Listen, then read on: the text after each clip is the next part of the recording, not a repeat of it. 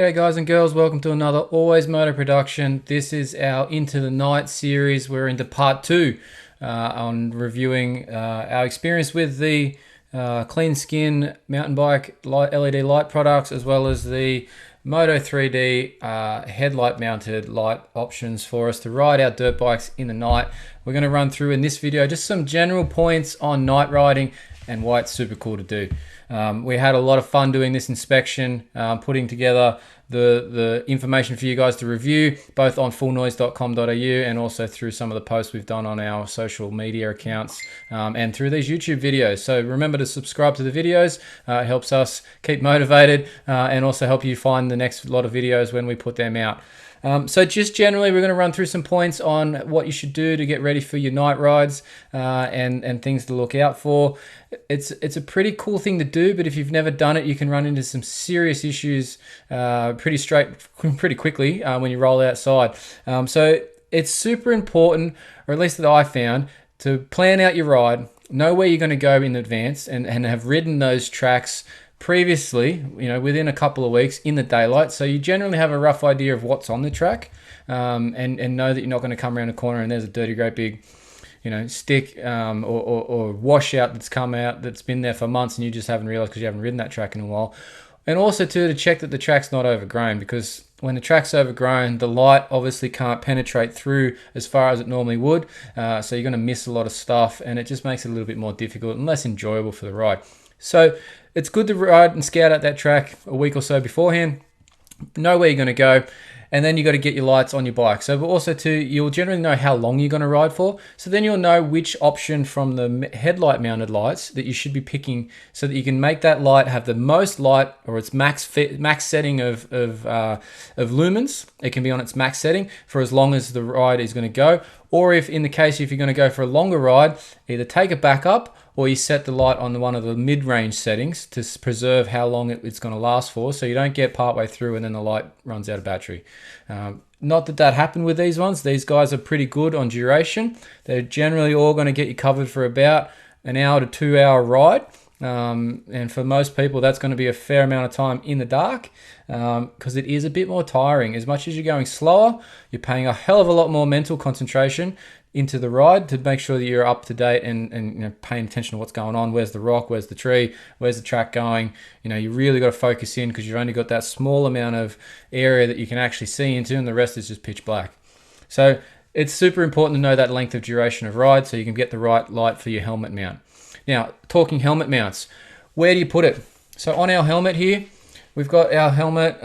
These are all GoPro mounted. We'll use the GoPro mounts. So those simple little mounts that you can see, I've got mine tucked up under here. Now, lots of guys will have the GoPro mount up here. Obviously, the camera sits up above.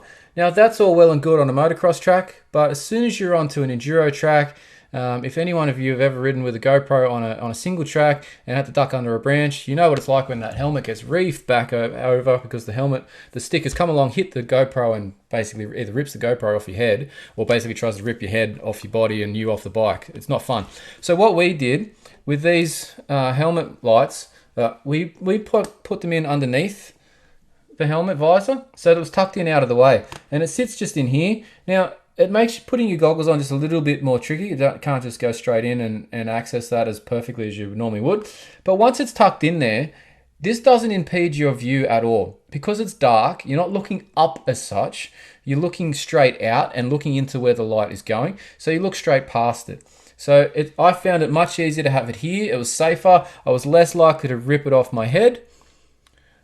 It was less likely to get lost or damaged as well from hitting something. And also that aspect of when you do crash and when you impact that helmet into the ground, if you've got that big chunky, GoPro or light just here, what do you think is going to happen to your head once that hits the ground? It's going to twist it all around, which is not what the helmets are designed for. They're all generally smooth across this area here to try and slide or deflect. They're not generally they don't want you to dig in, because digging in is bad for your neck. It's going to tweak the neck in some direction. So having it up under here, super good idea. Just to keep it out of the way from its protection, your protection, just makes it a whole scenario just a little bit easier.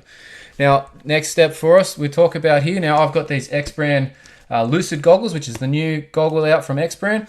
Now, Lenses, super important here. Clear lens is a must. It's a minimum.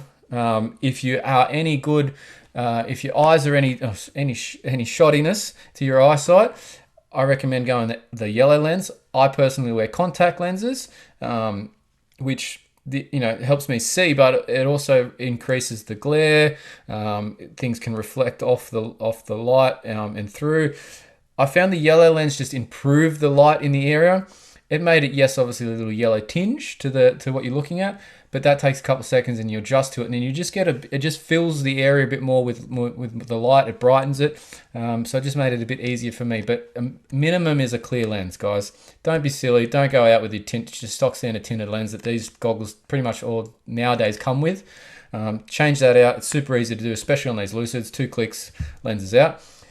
So yeah, look into a yellow lens or a clear lens as a minimum for that from that aspect as well. Lights. Do we put them on our helmet and the bike, just the bike or just the helmet? It's super easy, obviously, to put it in here in the headlight mount, right? These things fit perfectly in from Moto 3D. They fit beautifully. They create a lot of light. They generally, if you were just riding on a flat, smooth road, these things would be fine, right? But what happens, like most of us, you get going a bit quick, you pull a bit of a wheelie, your light does this. Now, where's it shining? It's pointing straight up. Track's out there. What are you looking at? Pitch black dark. Now, I found that out pretty quick, especially when you're going up a hill and you hit a little bump. You might not even mean to pull the wheelie, but your bike goes like this. So the helmet mounted light that's here, when you're looking straight this way, it's still lighting up where you're going. So highly recommend you using the improved light here from Moto 3D or similar on the bike, but also the helmet mounted light from Clean Skin or similar. To just make your ride as safe as possible. The other aspect with the helmet lights is obviously when you're turning the bike, you're turning into the corner. You might not always be following how tightly the rut's going, and the rut's going to follow and turn a bit further around. Your bike might not be there yet, so your light hasn't caught up, whereas your helmet and your head should be looking to where you're going, not just your front wheel, like lots of you guys might do out there. You should be looking around the corner, and the helmet light is going to light up that space for you a lot better. So you'll see where you're going to, not just where you're at, which is always a bit of a problem. What else we got here, guys? So we've got goggle prep we've talked about, 2 lights, using the GoPro mounts. Now, adjustability. Now, on all of these, on these bike lights, on your helmet and the GoPro mount, you've got adjustability in the tilt of the light and where it's going to sit on your bike and how high up it's going to go. Now these, especially these Moto 3D lights on the bike mounted light, they're super bright and there's a lot of it, right? I actually set this, and you can see here if you're looking closely, mine's set all the way to the bottom, right? As in it's tilted all the way down. There was so much light, I didn't need to tilt that thing up, okay? But you probably could move it a tiny bit forward. But unlike the standard stock lights that you get in these, I always used to put them forward as much as I could. But I never really rode in dark until now. But definitely I had this set on the lower setting. The helmet ones, again, find your right spot for your tilt. It's very simple to do. These adjust really easily on the GoPro mount. Just with you loosen a little pin here, and it'll tilt very much up and down. I had it just pointing just a little bit up because obviously your helmet usually tilts down a little bit on the peak. So I had it tilted just a little bit up, and that was enough to get exactly where I wanted it to be for cornering, for going uphill, downhill. I had me covered. Again, these things put out so much light. You don't really need to lift your head up to sort of look to where you're going. They're filling a massive space directly in front of you. It's awesome. Now, I think that's all we're going to cover in this particular one. It is from what my notes here that we've put together. So we're going to go through in the next videos and be a bit more specific on each model. So there'll be a video on the separate ones here, on the United Weight 1800, the United 1000, the Duo 220, and the Emit rear one, as well as then the standard and high-powered Moto 3D lights for the helmet, for the bike mounted, which is these guys. So there'll be separate videos on those, so check those out shortly. But for now, guys, the night ride is super cool. I enjoyed this a lot. I'd never done it before. I was a bit worried about doing it, just because I was worried I wasn't going to be able to see enough and end up riding super duper slow, which would be not cool. I was riding pretty damn quick. pitch black dark everywhere except where my lights were pointing.